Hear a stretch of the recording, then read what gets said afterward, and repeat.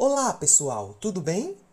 Nesse trabalho, falaremos um pouco sobre o nervo trigêmeo. Tentaremos resumir aqui importantes características sobre esse par de nervo craniano. Começando por Natália, que nos ajudará a entender um pouco sobre o nervo oftálmico, o V1. Depois, Jacira nos ajudará com o nervo maxilar, V2. Teremos Vanessa com o nervo mandibular, o V3. E por último, Tamires trará um resumo sobre o tema. Para começar, é importante que falemos que o nervo trigêmeo constitui com o seu homólogo contralateral o quinto par de nervo craniano. É assim chamado por possuir três ramos, o mandibular, o oftálmico e o maxilar. É um nervo com função mista, ou seja, tem função motora e sensitiva. Controla principalmente a musculatura da mastigação e a sensibilidade facial.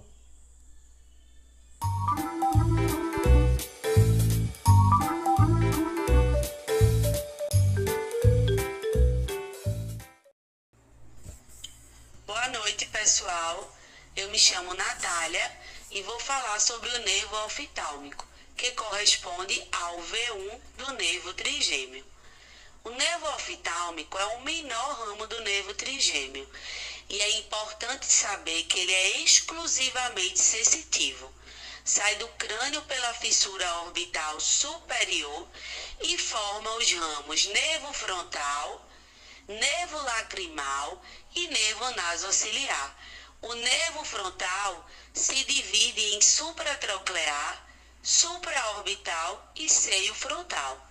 O nervo lacrimal emite o nervo comunicante com o nervo zigomático. O nervo frontal do oftálmico, ele é o maior dos três ramos do nervo trigêmeo.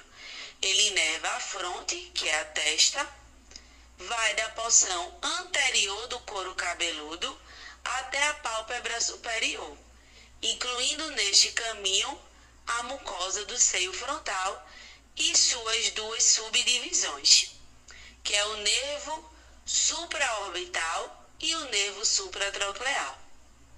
O nervo supraorbital faz a maior parte da inervação e recebe este nome por sair da órbita pelo forame supraorbital e possui dois ramos, que é o supraorbital lateral e o supraorbital medial.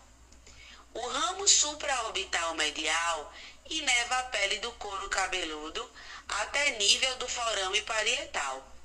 Já o ramo supraorbital lateral vai inervar até o nível da sutura lambidoide da pele da fronte, parte do couro cabeludo, pálpebra superior lateralmente e o seio frontal.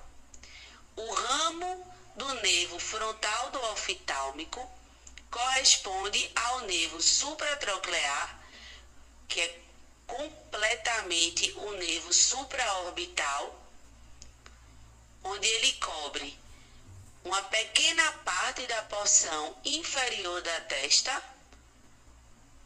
parte da raiz do nariz, pele da região medial da órbita, a glabela, parte palpebral superior medialmente e o seio frontal.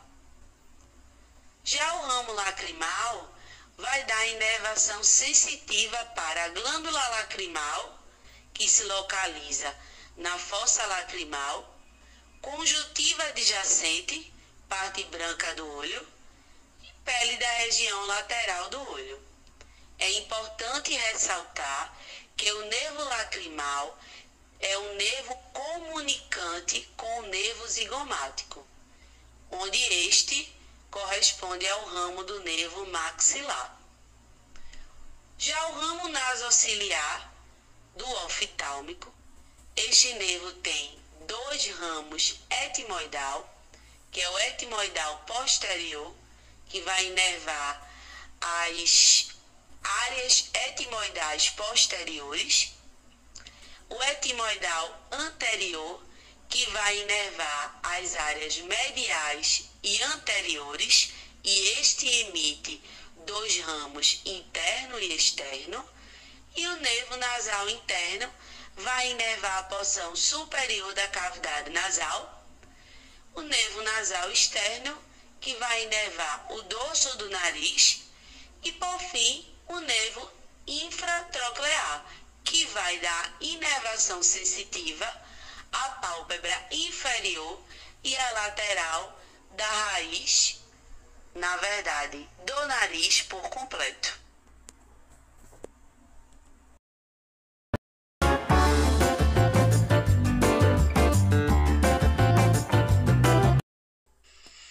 Olá, boa noite. Meu nome é Jacira. Eu vou falar sobre o nervo maxilar, o V2 do trigêmeo.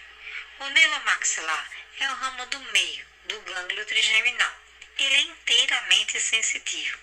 Este nervo inerva a pele da porção média da face. Então, ele vai inervar a pálpebra inferior, o lado do nariz, o lábio superior, membrana mucosa da nasofaringe, seio maxilar, palato mole, tonsila e teto da boca, além de gengivas e dentes superiores. Para a gente entender todas essas inervações, vamos dividir ele em 4 grupos.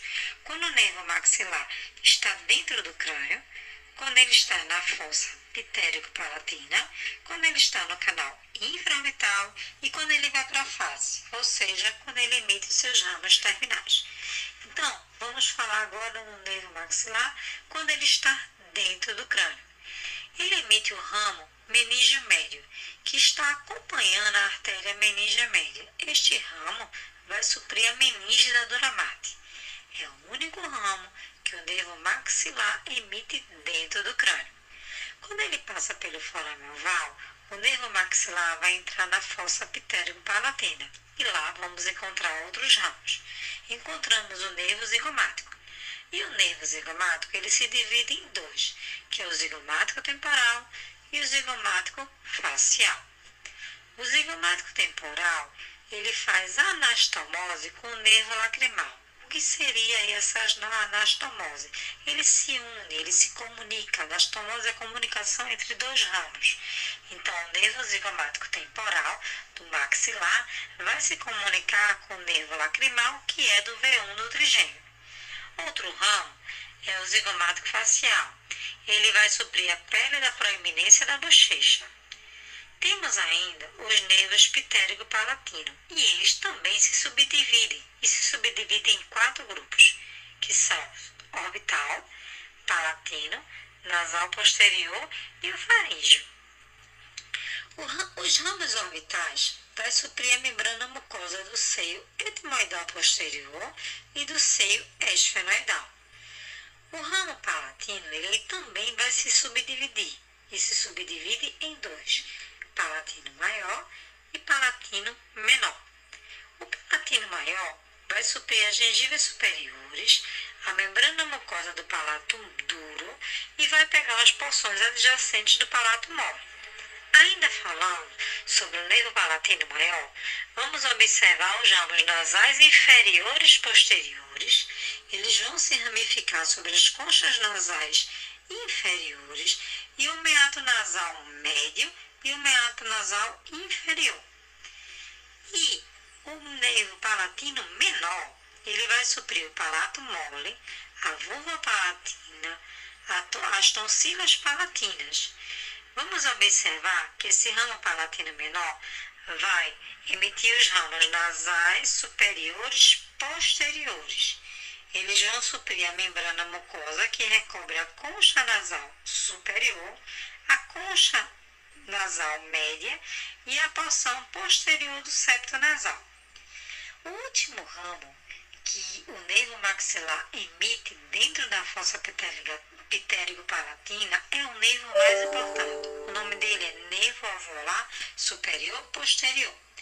Este nervo é o mais importante porque ele vai suprir a membrana mucosa do seio maxilar, todas as raízes de todos os dentes molares superiores, exceto a raiz mesovestibular do primeiro molar superior. Esta raiz vai ser inervada pelo nervo alveolar superior médio, que a gente vai falar um pouquinho lá na frente. Então, com isso, nós terminamos todos os ramos do nervo maxilar quando ele está dentro da fossa ptérigo-palatina. Vamos falar agora do nervo maxilar quando ele se encontra no canal infraorbital. Então, quando ele está lá, ele também tem 3 subdivisões. Então, no canal infraorbital, vamos observar o nervo alveolar superior médio. Lembra que eu falei que o outro nervo alveolar superior posterior, ele estava na fossa ptérigo-palatina.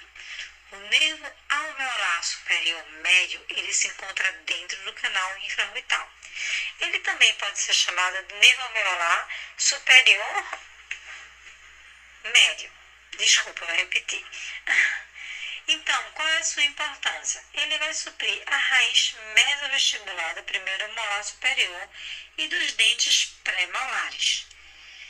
Já o ramo alveolar superior anterior, ele vai suprir os dentes caninos, os dentes incisivos.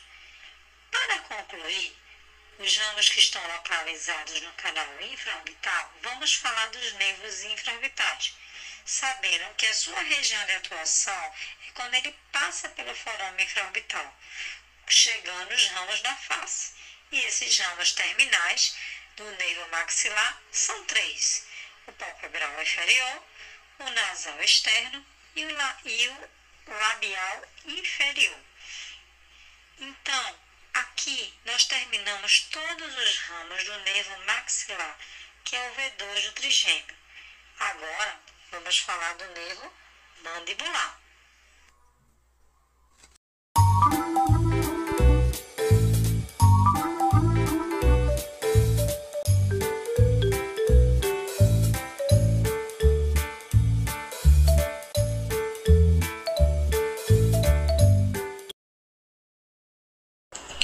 Boa noite a todos, sou Vanessa Ribeiro, irei dar continuidade aqui falando sobre a terceira e a última divisão do trigêmeo, que é o nervo mandibular, também conhecido como V3 do trigêmeo.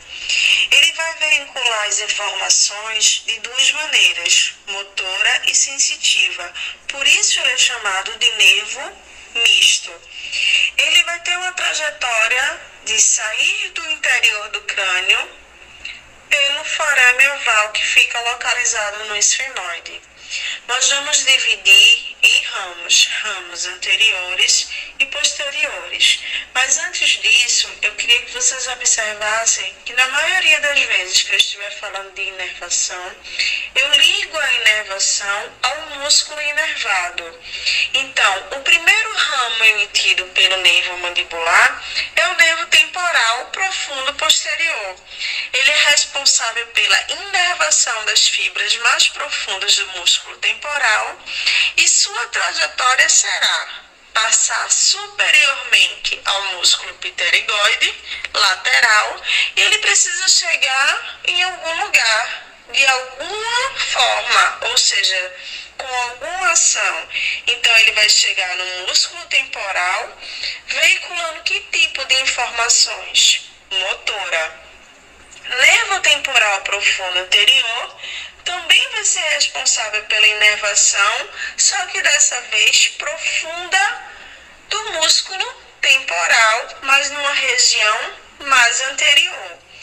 O nervo pterigoideu lateral e medial vão inervar os respectivos músculos.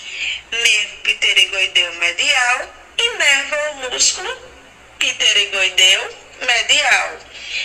Nervo pterigoideu lateral inerva o músculo pterigoideu lateral, ambos veiculando informações com ação motora.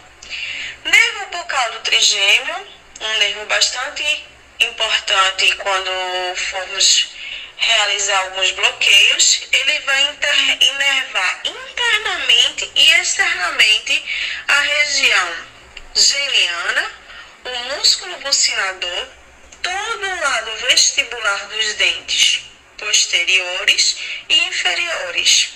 Como eu falei no início, ele vai ser importante nos bloqueios. Então, o bloqueio vai nos lembrar sensibilidade. Então, ele vai veicular as informações sensitivas.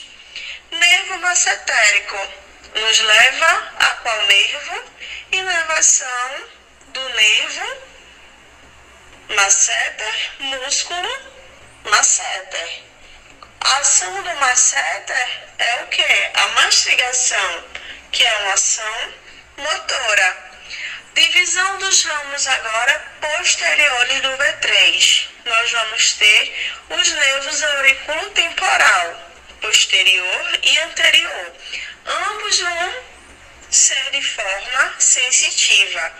O nervo auriculotemporal inerva a ATM e a fossa temporal. O nervo auriculotemporal anterior e posterior inerva o pavilhão auricular. Nervo lingual. Nós lembramos logo daquela divisão que a gente faz em terços. Então, o nervo lingual, ele inerva a língua do meio para frente, ou seja, 2/3 da língua. Nervo alveolar inferior, muito importante na área da anestesiologia, principalmente na realização dos bloqueios. Ele vai inervar os elementos dentários inferiores e vai mandar 3 feixes. Um para a região pulpar, osso e periodonto. De quais dentes? Dos molares. Nervo milioide inerva o músculo milioideu, ventre posterior do digástrico e algumas fibras do genioide e do genioglosso. Nervo mentoniano inerva o lábio inferior e os premolares. Nervo incisivo inerva os incisivos centrais, laterais e caninos. Em resumo, falamos que a inervação sempre vai estar ligada ao músculo, a alguns músculos adjacentes e, no caso dos elementos dentários, a mesma coisa. Boa noite a todos e obrigada.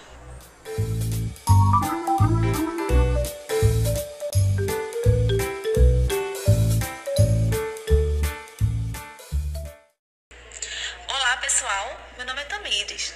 Espero que estejam gostando do que viram até aqui. Concluindo, o nervo trigêmeo é responsável por transmitir as informações sensitivas da cabeça, controlando principalmente a musculatura da mastigação e a sensibilidade facial, ou seja, trata-se de um nervo de função mista, motora e sensitiva. Os ramos do nervo trigêmeo inervam uma grande área, incluindo toda a fronte, a face, as regiões laterais da cabeça e a porção mais superior do pescoço, sendo integrantes da neuroanatomia.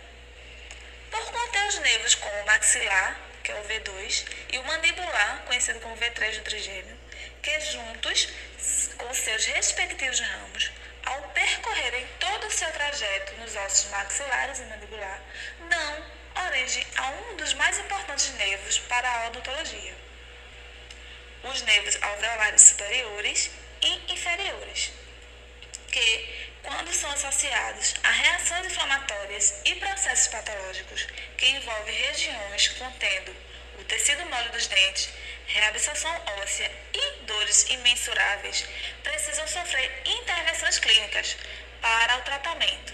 E isso inclui procedimentos invasivos que podem atingir esses nervos.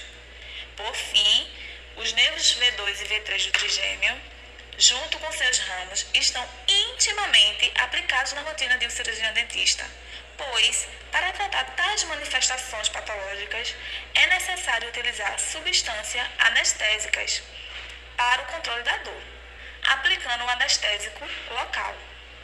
No caso dos nervos alveolares inferiores, a aplicação do anestésico é feita próximo ao forame mandibular, onde passa o nervo mandibular, e no caso dos nervos alveolares superiores, a aplicação pode ser feita nos nervos alveolar superior, posterior, médio, anterior e o nasopalatino.